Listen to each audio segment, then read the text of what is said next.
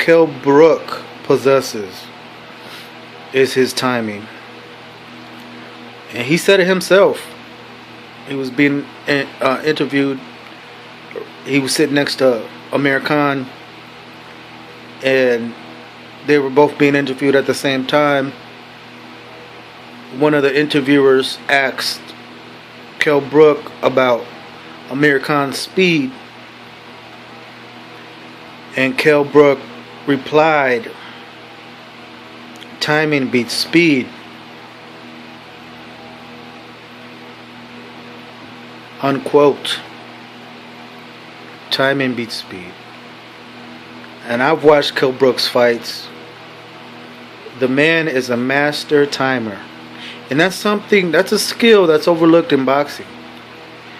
We talk about the jab. We talk about the jab being one of the most effective punches. And out of all the punches that you can throw, the jab is probably the number one weapon in boxing. And that could be debated. But we never hear about the skill of timing. If we look at Kell Brook's fights, he times the other guy perfect. He sets traps. He sets up his opponents to catch him in between combinations. Catch them right before they're right before they're about to throw a combination. He's great at angles. That's one of Kell Brook's biggest strengths, is his timing. It's overlooked, and it shouldn't be. If I was a trainer and I knew my fighter was fighting Kell Brook, I would watch videos on Kell Brook's timing. The way he times you when you're throwing a combination. He'll be able to hit you in between your combinations with his elite timing. I can't say enough about Kell Brook's timing. Triple G is going to have his hands full for this fight. It's not like he's fighting Curtis Stevens. And I heard through the grapevine that Triple G said that his toughest fight was Curtis Stevens. And I think, in my opinion, Kell Brook is a lot better than Curtis Stevens. I can tell. You can tell by the way Kell Brook fights that he's no stranger to sparring and working out and sparring with bigger guys. The man is very, very schooled in boxing. And I have to admit, I don't really like Kell Brook as a person. I think he's a little bit arrogant and cocky. You don't get your leg almost hacked off by a machete if you're a nice person all the time to people. You know, that's a different topic. I don't want to get into that too much, but as a boxer, as a fighter, I respect Kell Brook's ability and his skills. I do think that he took this fight too quick. I think his arrogance got the best of him. I didn't see anything wrong with him fighting Jesse Vargas. I thought that was another good fight.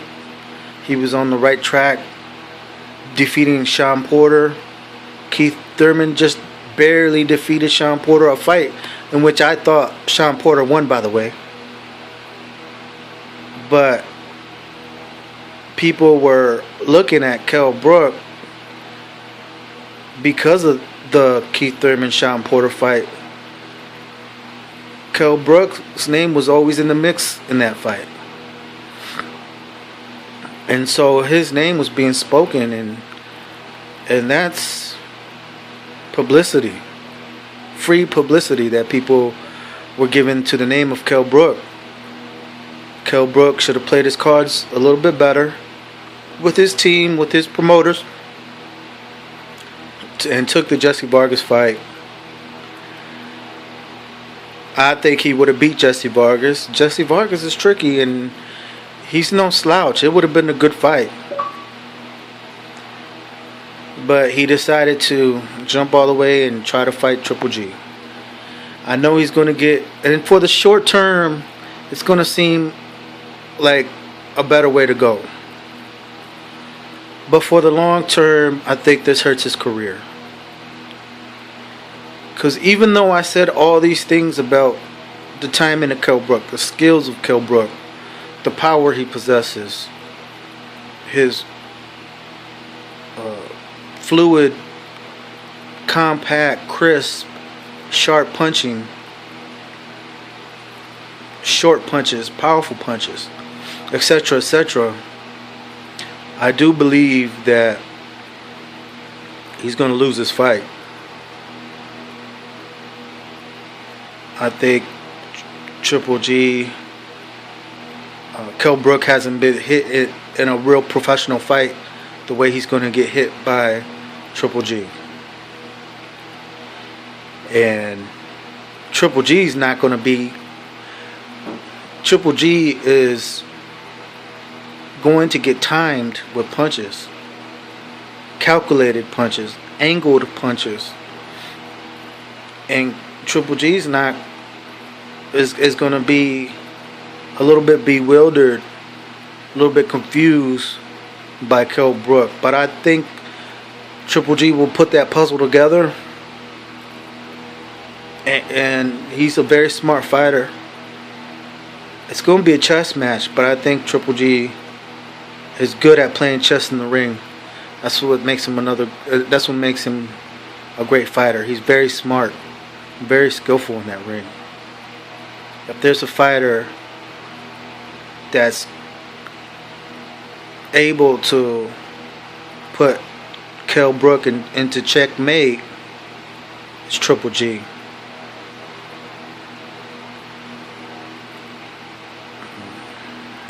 But I think Kell Brook is going to give Triple G a lot of problems in this fight. A lot of problems. It's going to be competitive. But I got Triple G winning a close decision.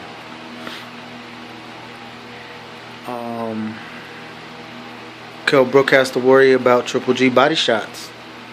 Kell Brook doesn't go to the body as great as Triple G does. Now Triple G, I've talked about the skills of Kell Brook, some of the skills, not all of the skills of Kell Brook, but I touched on a lot of the skills of Kell Brook. And let me touch on the skills of Triple G that are going to give Kell Brook problems. Triple G is one of the greatest body punchers of all time. In sparring, 90% of his sparring partners, or 95% of his sparring partners, they wear a body protecting vest, a body punching protecting vest that wraps around the ribs. It almost looks like a weightlifting belt. I happen to lift weights. It almost looks like a weightlifting belt that's just around the torso, just around the belly button, around the ribs, around the lower back, and is real tight around there, and it really cushions the blows to the body. His sparring partners on a regular wear that device, or they can't finish sparring with Triple G. That's how deadly and devastating Triple G's body punches are. People say Roberto Duran was a devastating body puncher, and he did have a lot of skills in delivering punches to the body, but I've never seen him actually stop an opponent with a body shot. I've seen Jerry Cooney stop Ron Lyle with one of the most devastating left hooks to the body I've ever seen. I've seen Triple G stop Matthew Macklin, I think his name is, with a devastating body shot. Matthew Macklin was balled up and almost crying like a baby over that body shot.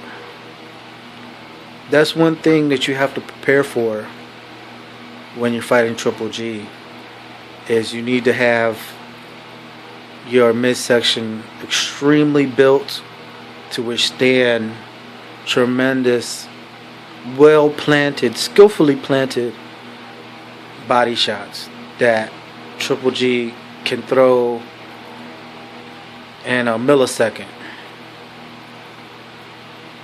And he'll be punching to the head, setting you up for that. You'll think another punch is coming to the head. Next thing you know, you feel sharp pain on the right side of your ribs, and you don't know where the heck it came from. And your legs buckle. You're on the floor over that devastating body shot. You're absolutely winded, and body shots are 100 times more painful than headshots.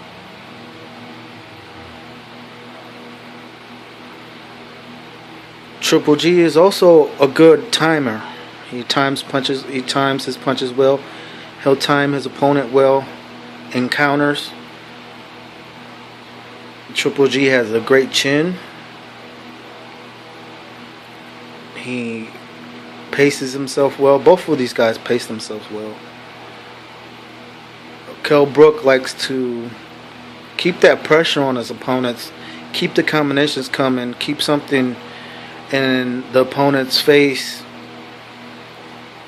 But when you do that, you put yourself at risk to getting punched, because you're putting a little bit too much pressure. And when you're dealing with a skilled fighter like Triple G, punches are going to come.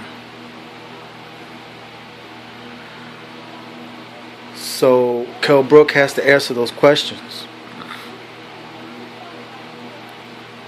I don't want to go into this too long, but this matchup is very, very interesting. I can't wait for this fight to kick off, and I'm definitely going to try to watch this fight however way I can. This is and the weight is going to be, a little bit of an issue for Kell Brook. But it's not like it can't be done. It's not like Roberto Duran. Roberto Duran moved up 2 weight classes and beat the great Sugar Ray Leonard, and gave Sugar Ray Leonard his first loss. Roberto Duran moved up 2 weight classes to do that. Tommy Hearns moved up an abundant amount of weight classes by the time his career was over. Roy Jones moved up to heavyweight and won a portion of the heavyweight championship.